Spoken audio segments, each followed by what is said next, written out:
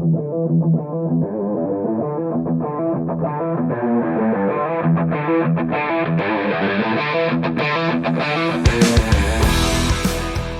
to the Automotive Diagnostic Podcast. We're going to explore ways to sharpen our diagnostic skills, find learning resources, and hear from experts in the automotive field. This show is brought to you by Automotive Seminars. If you're looking to stay up on the cutting edge diagnostic strategies and techniques, this is the place.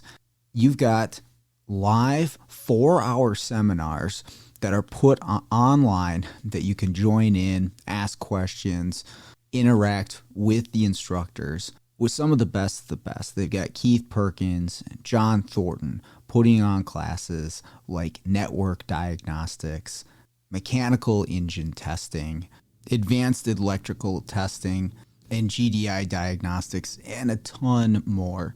And once you purchase one of these training seminars, you can access this at any time that you want through your account at automotiveseminars.com. You can rewatch the training a year, 2 years later, which makes this training even more valuable. So I highly recommend you check this out. The link is in the show notes.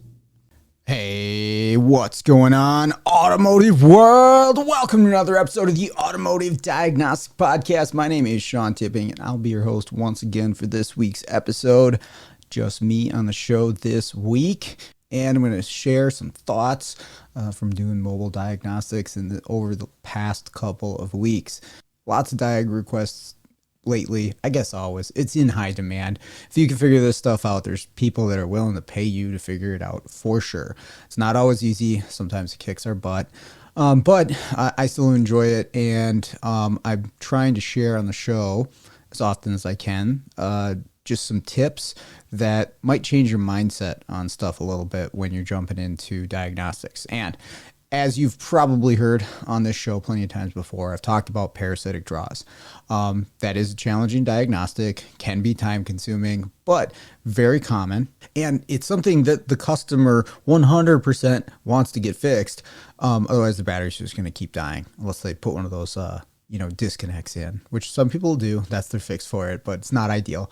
So we want to fix the drain on the battery. Obviously, many of you have dealt with them. You've heard a lot of the case studies. Maybe you've even been to my class. I have a class on parasitic draws because I did so many of them for shops. I got a process down pretty well, and I go through that process. I go through the details, the specifics, some case studies, and I've also shared some case studies on the show here with you as well for the ones that I found have been maybe a little bit more interesting or challenging in one way or another.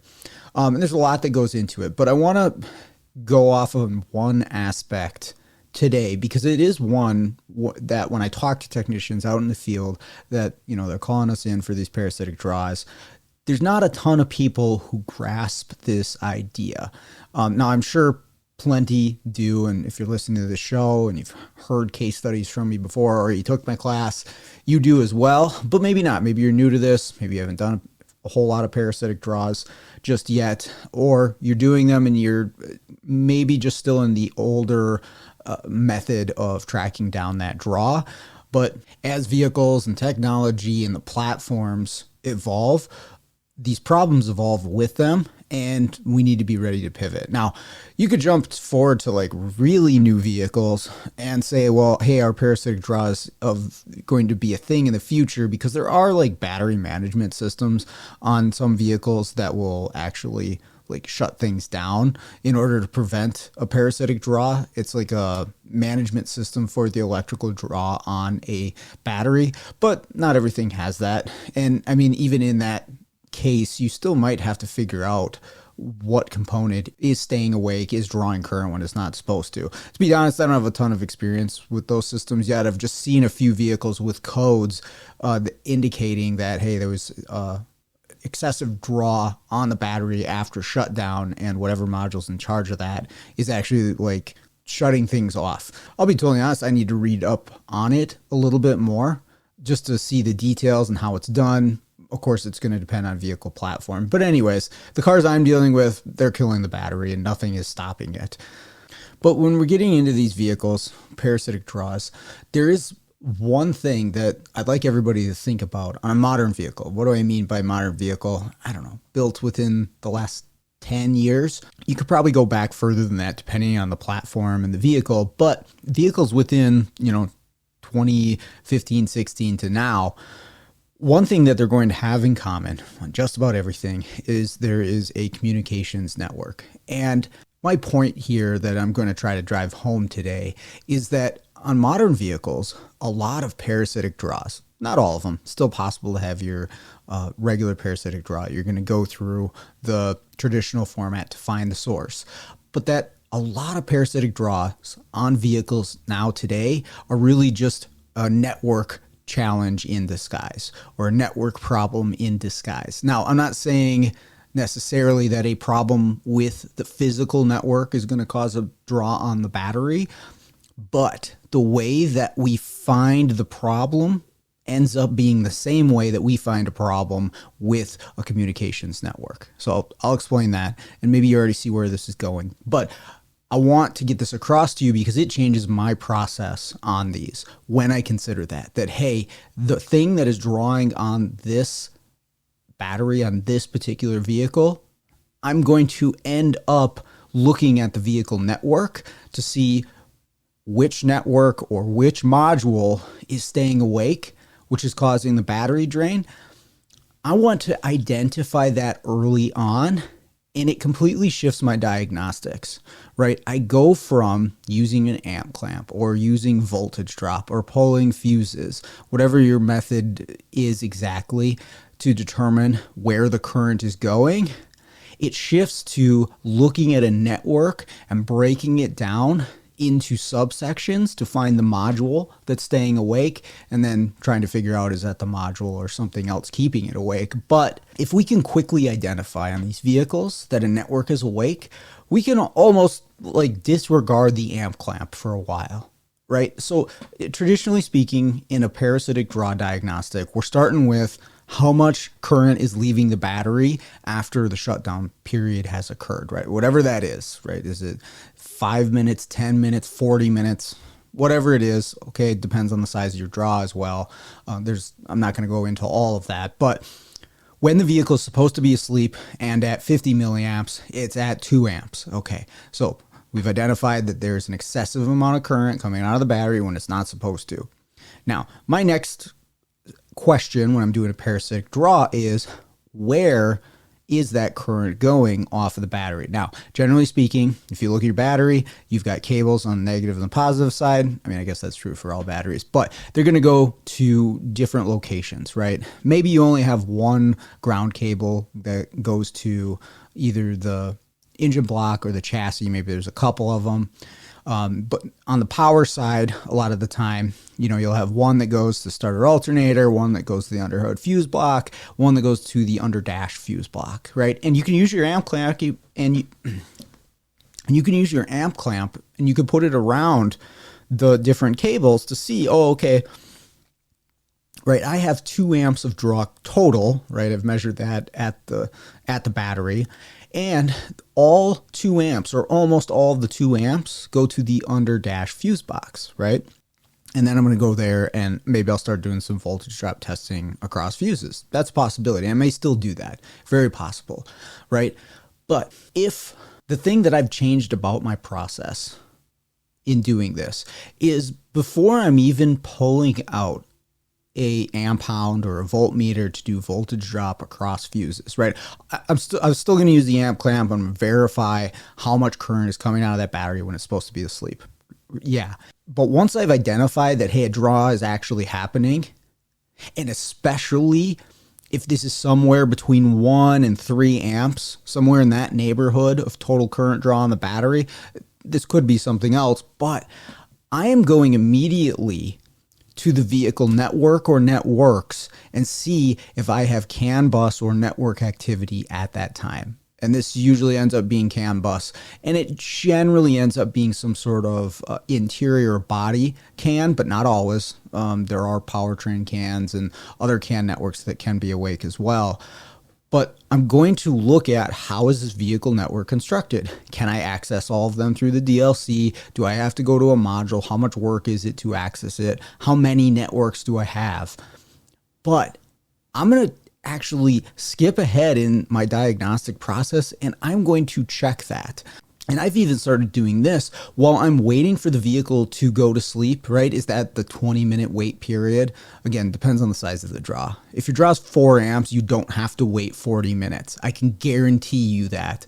If your draw is 250 milliamps, maybe you do. So determine what is the actual size of draw that you're dealing with. If it stays high at 4 amps for 10 minutes, well, just find that. You don't have to wait another 30.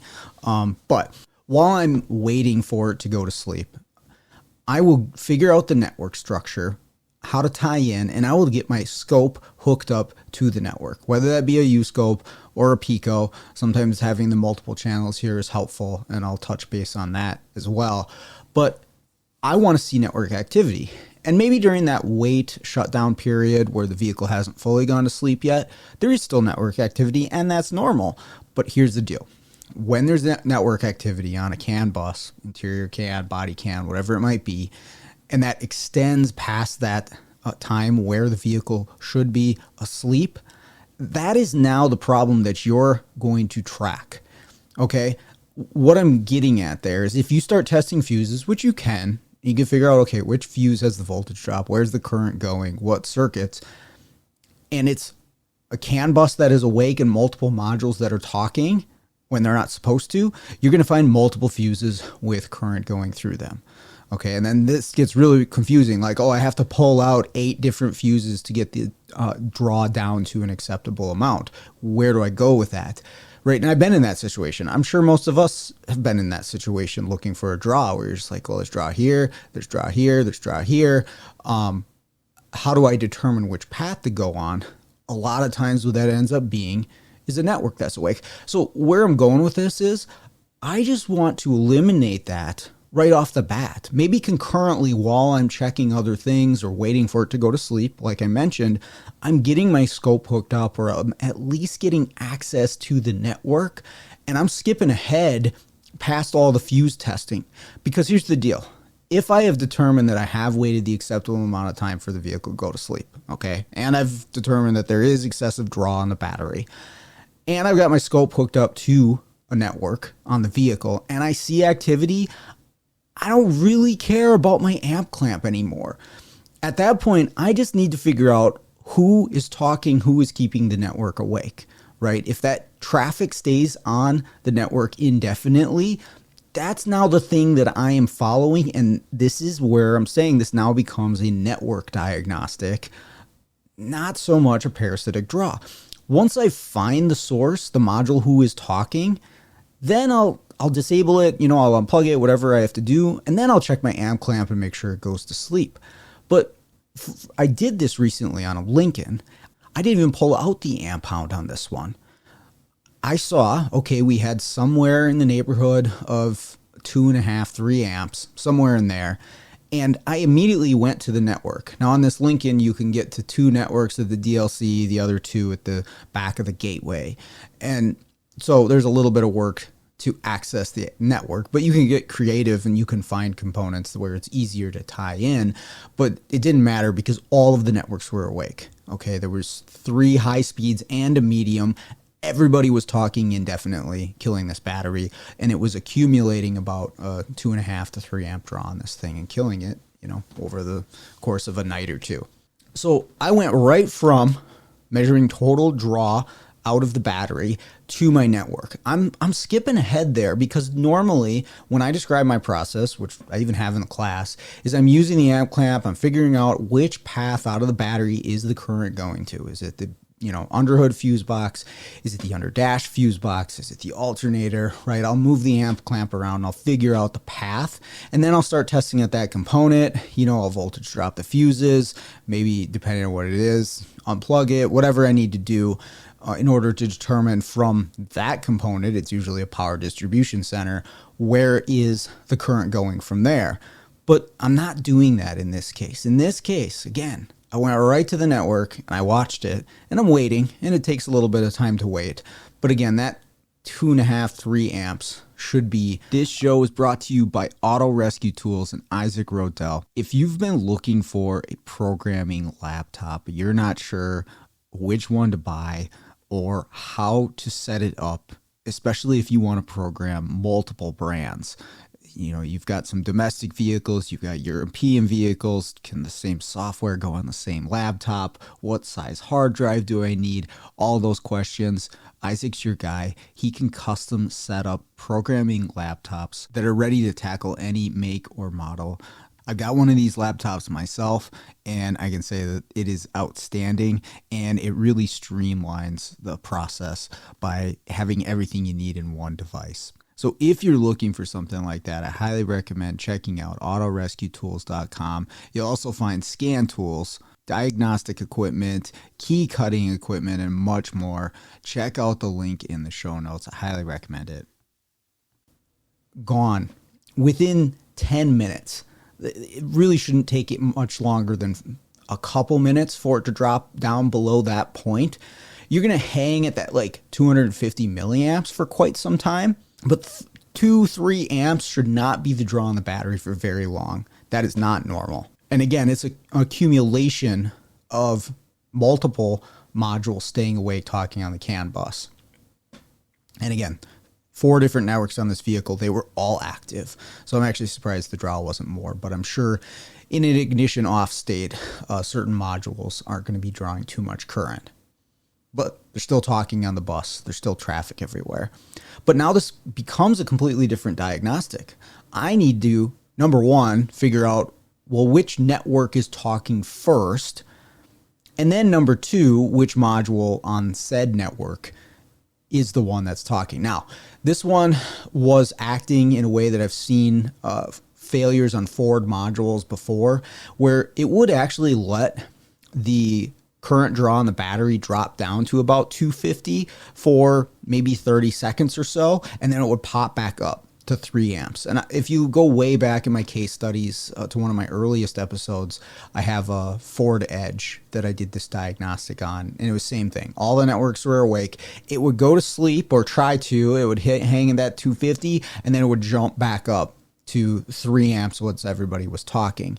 And if you watch the network, you could see the same thing. You'd see it go quiet, and then all of a sudden, there'd be traffic there. Same thing on this Lincoln. This is a 2016 or 17 Lincoln MKX, but you know, similar network architecture as that Ford Edge, even though it's a little bit older. But what you can do in a situation like that, where you have a network that is waking up and it wakes up everything else, because what's happening is whatever network is talking first, that network is connected to the gateway module and other gateway modules, like maybe an instrument cluster, a BCM, an APIM, who are connected to multiple modules. And somehow through the connection, I don't know exactly who does what. I would imagine the gateway is probably responsible for a large amount of this, but that one CAN network starts talking, all of a sudden all of them start talking.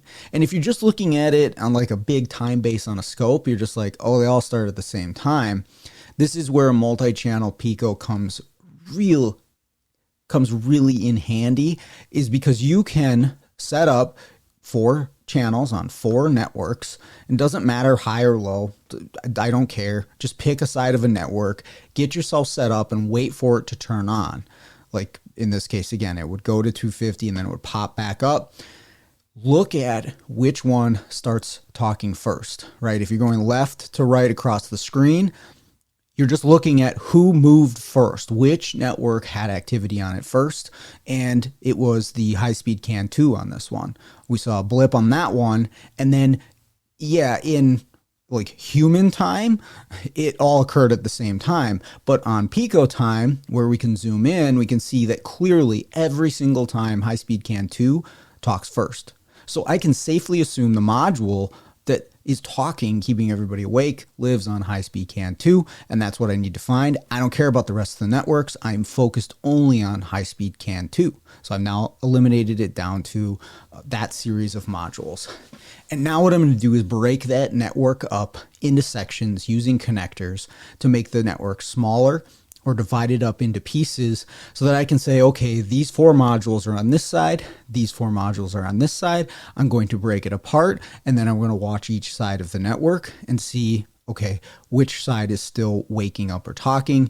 Okay, now I've reduced it down to that many modules. Now, one thing I will caution you on, well, 2 things actually. If you're using a large connector to separate the network, because you've got the 2 CAN wires that go through it, number 1, be conscious of what else is on that connector. You may be killing power to something important and getting false test results. That's a possibility, okay? Here's the other thing, and Ford likes to do this.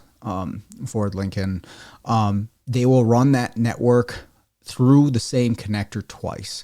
And you want to be aware of that because you're actually splitting the network in 2 places. That's fine if you know and you can test appropriately, but it's not always really clear on the diagrams unless you're paying attention that they double back and go through the network or through the connector at 2 different wires. So you have like 4 wires of the same color on the same connector, and you've separated it in 2 spots. So just be aware of that if you're going to separate it this way. There are times where I will choose to cut the network wires if I don't have a good way to split it.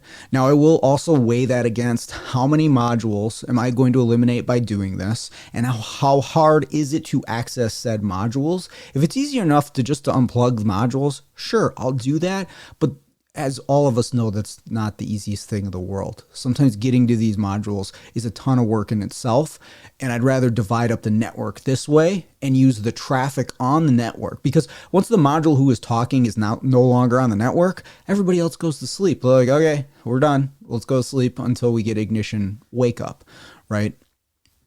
So we break it down further and further until there's only a couple modules left. And this one ended up being the transmission range control module that's up underneath the right front fender. I've done some transmission range control modules on Ford, never one in this exact location. It was actually really tough to find. Like, you can't see it until you pull that inner fender cover off. And it was just the module that was waking up and going back to sleep. You do want to look to see, are there any inputs to a module that are keeping it awake? I had a Ford Escape recently where the button for the steering wheel was intermittently pulling the circuit down and waking up the cluster, and the cluster was the thing keeping the network awake. But it would have been very, very easy to call a cluster on that one, but it was the switch on the steering wheel that was the problem. So you do want to look at all the circuits and, what could potentially be keeping this network or this module awake. One thing that you can do if you're not sure is take the module out of the vehicle, just put power and ground to it wherever it would be getting it in the vehicle. And it's going to have a constant power and ground in the vehicle in order for this scenario to be happening. So you can do the same thing on the bench, and then you can monitor the comm lines right out of that module and see if it wakes up all on its own, right? With nothing else connected to any circuit. Obviously, there's probably some nuances and caveats to that test, but it's something that I'll use to prove to myself that, yeah, that module keeps waking up all on its own. It needs no other input from the vehicle. And if it doesn't do it outside of the car, but it does in the car, you might really want to consider, hey, what am I missing here? What other inputs could be coming to this module? But here's the deal. What I was talking about there from the start of looking at, seeing which network's talking first, splitting it up at connectors, all of that, that's network diagnostic stuff, right? That's the same if I had a module that was corrupting a network, right? I had one module that was causing a problem on the network, disrupting traffic, and I'm breaking down the network in order to find it, right? A short to power, short to ground on the network. I'm going to break it down to sections until I find the one. And I mean, even same thing, once you find that module that's corrupting the network, I need to test powers and grounds to make sure it's not a, bad ground that's causing the corruption of the network, because that can happen. And that's all network stuff, right? It completely switches at that point. And that whole diagnostic, after the initial look at the amp clamp, I did not care about the actual amp clamp until I was done, until I unplugged that module. Then I went over, I watched it. I'm like, okay, network activity is no longer there, and our amperage drops down to 50 milliamps where we want it. Great, cool. But again, I never even pulled out the amp hound on it. So where I'm going with that is for modern vehicles, if you're looking at parasitic draws, just really, really consider, I got to look at the network on this vehicle as I'm setting up for the test, and just be prepared to switch gears to you're really trying to break down, okay, who's talking on this network when they're not supposed to, and then why. And it's a different path. Now, the other thing I played around with a little bit, and some other people out there have as well, is when you have a module that is waking up on a CAN bus, well, I should say when you have a module that's talking on a CAN bus, it's going to use an identifier at the beginning of the message. Now, there's a lot that goes into this. I have a video on setting up the serial bus decoder in Pico. If anybody's interested, I can share that. But it's pretty straightforward to use. And modules can use different IDs, or I should say modules can use multiple IDs.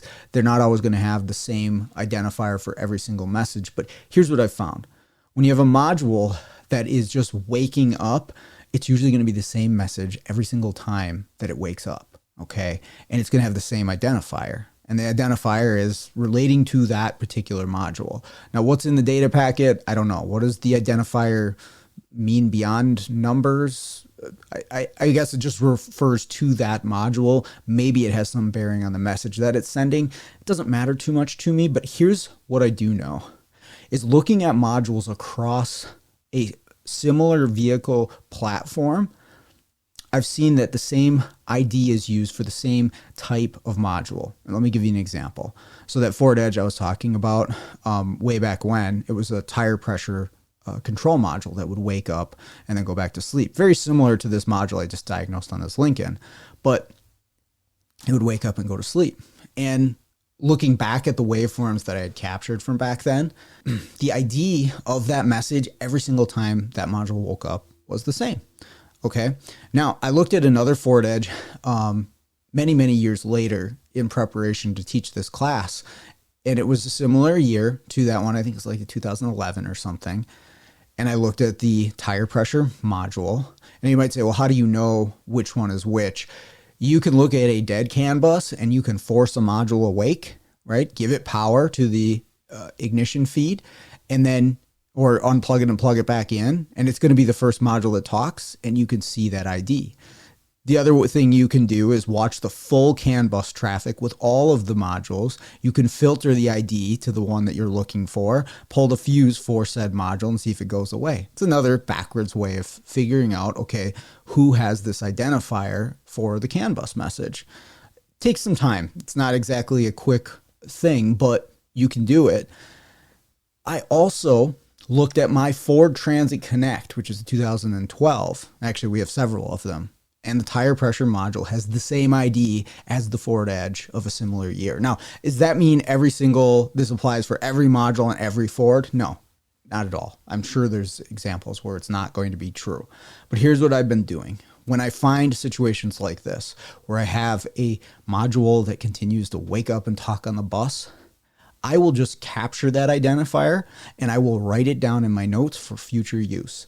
So that if I run into another Ford Edge with a TPMS unit that's talking, I already know the ID. Well, and if it ever happens on a Transit Connect, I also know the ID. If I see a telematics module on a Lincoln MKC waking up the high-speed CAN bus 3, I have that identifier documented, and I will be able to identify that just by the first time that it wakes up, and I will go immediately to that module. There'll be no breaking down of the network.